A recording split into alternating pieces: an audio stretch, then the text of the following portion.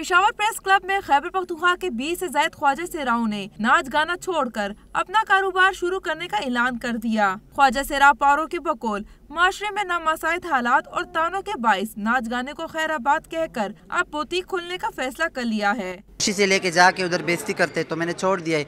2 वक्त की रोटी मिले बस यही बहुत है। और मैं यही चाहती हूँ कि हुकूमत